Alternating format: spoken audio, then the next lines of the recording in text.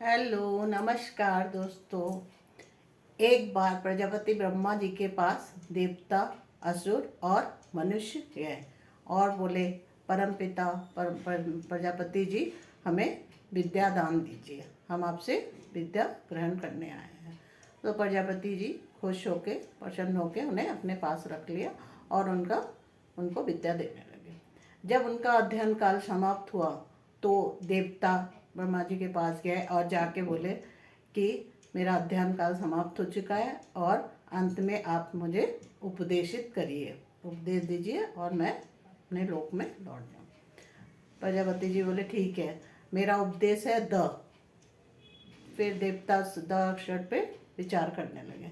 ब्रह्मा जी ने प्रश्न किया, क्या तुम्हें समझ में आया द का? तो देवता बोले, हाँ मुझे समझ आ गया। हम बोला, अगर समझ आ गया तो मुझे भी बताओ क्या समझे। तब देवता बोले कि स्वर्ग में तो भोग विलासिता की अधिकता है, प्रचुरता है, और उसके उपयोग से क्या होते हैं, इंद्रियां घर्षित हो जाती हैं और मोह हो जाता है।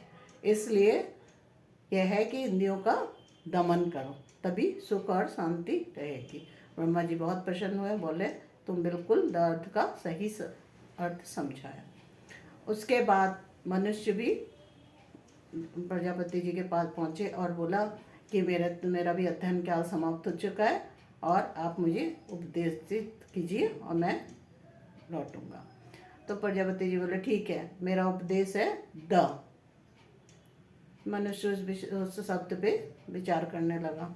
फिर प्रजापति जी ने पूछा, अगर तुम्हें समझ में आया हो अर्थ इसका और ये तुम मुझे भी समझाओ और तुम क्या समझे।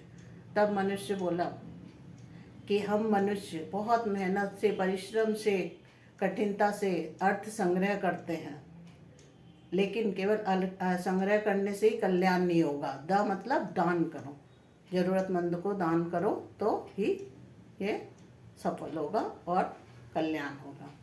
ब्रह्मा जी बहुत प्रसन्न हुए, बोले बहुत अच्छा।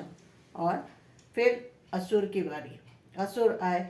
असुर ने आके प्रजापति से बोला कि मेरा भी अध्ययन काल समाप्त हो चुका है, आप हमें उपदेशित करिए। ब्रह्मा जी ने बोला, मेरा उपदेश है द, और अब इसका क्या अर्थ समझे उसे मुझे समझाओ।